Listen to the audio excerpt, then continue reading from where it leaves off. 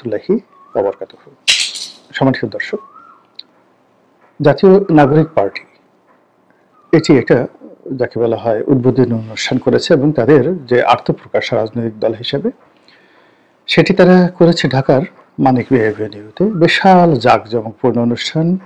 কেউ বলছেন শত কোটি টাকা খরচ গিয়েছে, কেউ বলছেন কয়েক কোটি টাকা খরচ গিয়েছে। ঘটনা যাই হোক না কেন, অনুষ্ঠানের যে জাঁকজমক, মঞ্চের যে জৌলুস এবং যেভাবে সারা বাংলাদেশ থেকে লোকের সমাগম ঘটানো হয়েছে, সেক্ষেত্রে অনেক কথা বাতাসে ভাসছে এবং এগুলো একটু অযৌক্তিক নয়।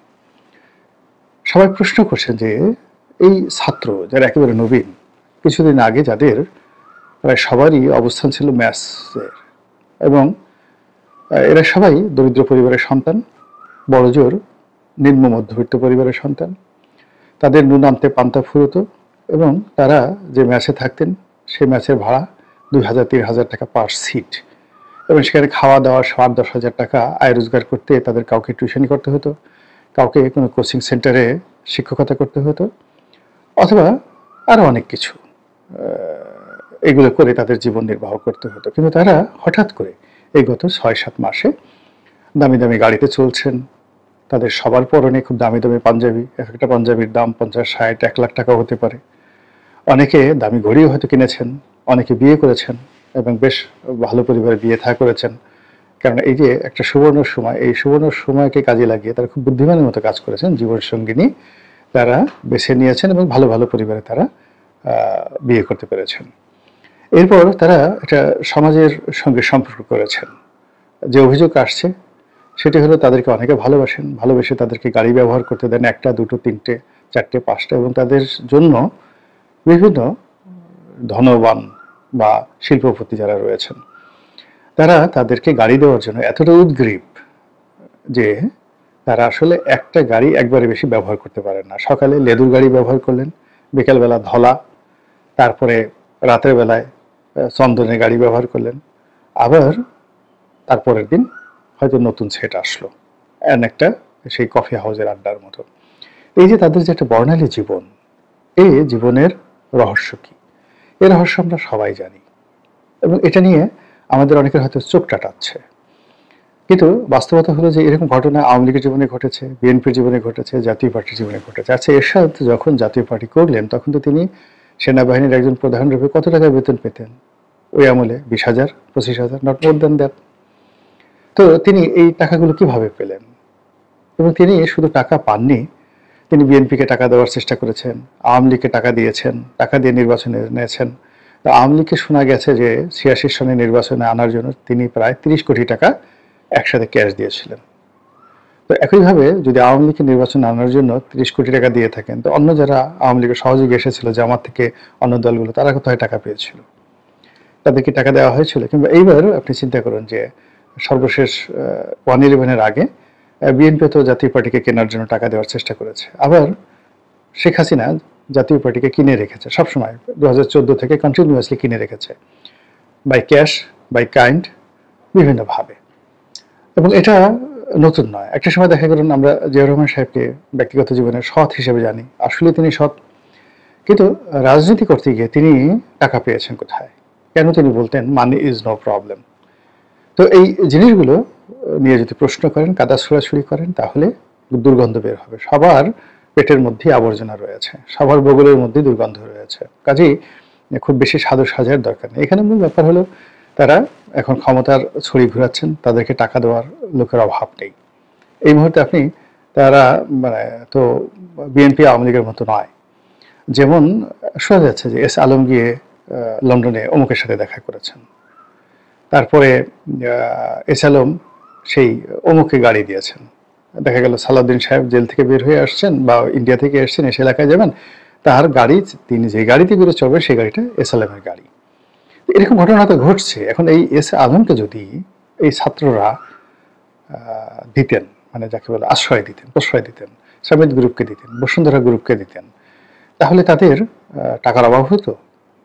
এই 3টা ডিলেই তো তারা অন্তত পক্ষে 10-20 হাজার কোটি টাকা এখান থেকে নিয়ে নিতে পারতো। এবং তারা যদি বলতো যে আমরা আমাদের যে সম্মেলন এটা আমরা মঙ্গল গ্রহে করব, এবং মঙ্গল গ্রহে কিভাবে করব, ইলন মাস্কের যে স্পেস এক্স, এটাকে আমরা ভাড়া করে মহাশূন্যে যাব অথবা মঙ্গল গ্রহে বসে এই সম্মেলন করবো এবং সেখান থেকে লাইভ টেলিকাস্ট করে দেখানো হবে। আপনারা জানেন যে ডক্টর মোহাম্মদ ইউনূসের সঙ্গে এই অতি সম্প্রতি মিস্টার ডোনাল্ড ট্রাম্পের যে দক্ষিণ হস্ত ইলন মাস্ক, তার একটা কথাবার্তা হয়েছে এবং তার যে ইন্টারনেট কোম্পানি, সেই ইন্টারনেট কোম্পানি স্টারলিংক, এটি বাংলাদেশে আনার জন্য ডক্টর ইউনূস সর্বোচ্চ চেষ্টা করছেন। যদিও তিনি তার নিজের কোম্পানি বা নিজের স্বার্থ দেখবেন কিনা এটা পরের বিষয়, বাট আনার চেষ্টা করছেন। তো সেক্ষেত্রে যদি ডক্টর মোহাম্মদ ইউনূস তিনি ইলন মাস্ককে বলতেন যে আপনার স্পেস এক্সকে আমরা প্রথম ভাড়া নেব এবং ভাড়া নেওয়ার জন্য আমরা $1 বিলিয়ন খরচ করবো। $1 বিলিয়ন তো বেশি টাকা না, $1 বিলিয়ন খরচ করব এবং সেই $1 বিলিয়ন বাংলাদেশে এই মুহূর্তে যে সকল বড় বড় শিল্প প্রতিষ্ঠান চাপে আছে তারা নিজেরা দিয়ে দিতে পারবে। এমনকি 20-25 জন সরকারি কর্মকর্তা শেখ হাসিনা জমানাতে খুব বেশি শক্তিশালী হয়ে পড়েছিলেন, তাদেরকে জাস্ট একটু স্ক্রু দিয়ে টাইট দেওয়া হতো, যে বলা হতো যে তোমাদেরকে মামলায় ফাঁসানো হবে না, ছেড়ে দেওয়া হবে, ইত্যাদি ইত্যাদি আরও অনেক কিছু। মুহূর্তের মধ্যে তারা এই স্পেস এক্স ভাড়া করে দিতেন, এটি কোনো সন্দেহ নাই। আপনি এখন সালমান এফ রহমানের সমস্ত ফ্যাক্টরি বন্ধ, কিন্তু তিনি বিদেশে যে টাকা পাচার করেছেন, আনিসুল হকের কত টাকা আছে, তারপরে জেলখানাতে যারা আছে সবারই তো অনেক টাকা আছে। তাদের সঙ্গে যদি ছাত্ররা একটু যোগাযোগ করতেন বা তাদেরকে একটু ছাড় দিতেন, তাহলে আরও 10,000 কোটি টাকা এই জেলখানাতে যারা আছেন সব টাকা দিয়ে তারা এদের সঙ্গে একটা নেগোসিয়েশন করতেন। ফলে কি হতো, মানিক মে এভিনিউটাকে যদি তারা তুরস্কের সবচেয়ে দামি কার্পেট দিয়ে বিছিয়ে তারপরে সেখানে বুফে খাবার দিয়ে দিতেন, হোটেল সোনারগাঁ এবং শেরাটনকে সমস্ত ক্যাটারিং সার্ভিস দিয়ে দিতেন, যে ওখানে যারা পথচারী আছে সকাল সন্ধ্যা তারা যা ইচ্ছা তাই খেতে পারবে, নাচতে পারবে, গাইতে পারবে, ওই কার্পেটের উপরে প্রেম করতে পারবে, ভালোবাসা করতে পারবে এবং এর জন্য যত টাকা দরকার সব টাকা ভূতে যোগান দিত। এটা হলো বাংলাদেশের বাস্তবতা। এই জিনিসগুলো আমরা জানি, জানার পরে আমরা ছাত্রদেরকে নিয়ে প্রশ্ন করছি তারা টাকা পেলে কোথায়। এর চেয়ে নির্বোধ কোনো প্রশ্ন হতে পারে? তাদের টাকা পেলো কোথায়? মানে যেখানে পাওয়ার তারা সেখানে পেয়েছে, আপনার টাকা তো নেয়নি, আপনি তো দেননি। তা আপনি না দিলে আপনি মুখ বন্ধ করেন, অন্যজন যে দিয়েছে তার ভালো লেগেছে দিয়েছে। আপনার যদি ভালো লাগে মসজিদে টাকা দান করতে, আপনি মসজিদে দান করেন। কারো টাকা খরচ করতে ভালো লাগে মদের আসরে, কেউ জুয়ার আসরে টাকা খরচ করে, কেউ সন্ত্রাসে টাকা খরচ করে, কেউ বডিগার্ড 10-12টা বডিগার্ড নিয়ে ঘোরাফেরা করতে তার ভালো লাগে। তো এরকম ছাত্রদেরকে টাকা দেওয়ার জন্য অনেক মানুষ দাঁড়িয়ে আছে, অনেকের ভালো লাগে, তারা দিয়েছে। এখন কারা দিয়েছে? দেশের লোক দিতে পারে, দেশের বাইরে দিতে পারে। দেশের বাইরে টাকা দেয় আমরা এটা সবাই জানি। দেখেন যে এখন বেরোলো যে $21 মিলিয়ন আর $29 মিলিয়ন, মোট $50 মিলিয়ন বাইডেন প্রশাসনের পক্ষ থেকে বাংলাদেশে এসেছে এই রাজনৈতিক দলগুলোর হাতে। এবং এটা তো বড় দলগুলো নেয়নি, ছোট ছোট খুচরা দলগুলো তারা নিয়েছে, খুচরা বুদ্ধিজীবীরা এই টাকাগুলো নিয়েছে, বিভিন্ন এনজিও এই টাকাগুলো নিয়েছে। তো তারা দুইজন, মানে একটা কোম্পানিকে দিয়েছে, আমেরিকার একটা কোম্পানিকে, তারপরে সেই কোম্পানি মানে আমেরিকান কোম্পানি মানে ইউএসএআইডি দিয়েছে এটি বাংলাদেশি ফার্মকে বা একটা এনজিওকে বা একটা প্রতিষ্ঠানকে, যেখানে জনবল 2 জন, এর বেশি নাই। এই 2 জন আবার এই টাকাগুলো নিয়ে খুব সুকৌশলে অনেকের মধ্যে ভাগাভাগি করে দিয়েছে। তো সেই টাকা তো এখনো আছে। এখন আমেরিকার ডোনাল্ড ট্রাম্প দেবে না, কিন্তু ডোনাল্ড ট্রাম্পের সাথে ধনীরা তো সেখানে রয়েছে। এমনকি আমেরিকাতে অনেক ধনী ব্যক্তি রয়েছে যাদের সঙ্গে ডক্টর মোহাম্মদ ইউনূসের খুব ভালো সম্পর্ক, যারা আমেরিকান রাষ্ট্রের চাইতেও বেশি দান খরচ করতে পারে। আপনি চিন্তা করেন, ইলন মাস্ক যেভাবে ধনী আছে, সেখানে মার্ক জাকারবার্গ থেকে শুরু করে এখানে বিল গেটস, এখানে জেফ বেজোস থেকে শুরু করে আরও অনেকে,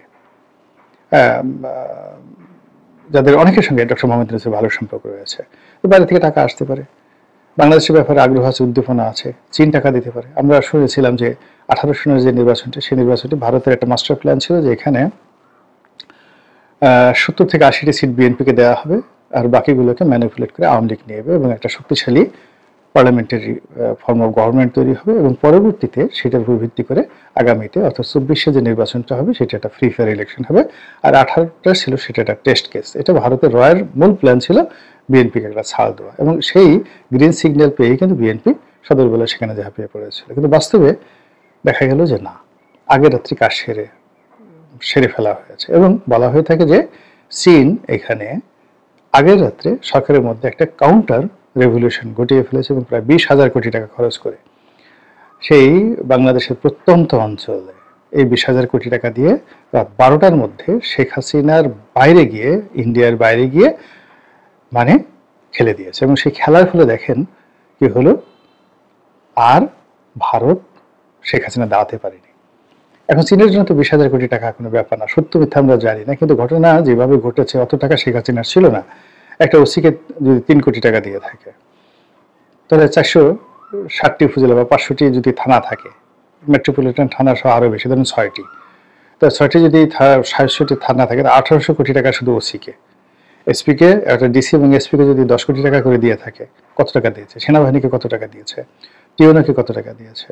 এরপরে নির্বাচন কমিশনে কত টাকা ব্যয় হয়েছে? সব মিলিয়ে রাষ্ট্রীয় যে ব্যয়গুলো, সেই ব্যয়গুলো যে আছে তার 10 গুণ ব্যয় এই বিদেশের শক্তিরা করেছে এটাকে রাতের ভোটে রূপান্তরিত করার জন্য। ফলে সকালবেলা নির্বাচন থেকে শেখ হাসিনা টাসকি খেয়ে গেছে যে আল্লাহ এ কি হলো, এবং এরকম ঘটনা ঘটে। তো যাই হোক, এখন এরকম অনেক খেলাধুলা হয়, সবসময় হয়েছে এবং এখনো বাংলাদেশের রাজনীতি নিয়ে খেলাধুলা হচ্ছে এবং আগামীতে আরও হবে। কাজেই ছাত্ররা টাকা কোথায় পেল এটি নিয়ে প্রশ্ন করে আপনার আমার সময় ব্যয় করা উচিত না। বরং তারা যদি কখনো কোনো অনুষ্ঠানে আপনাকে আমাকে দাওয়াত করে, কখনো যদি ওইরকম কোনো বুফে খাবারের ব্যবস্থা থাকে, আপনার যদি রুচিতে না বাঁধে, আপনি সেখানে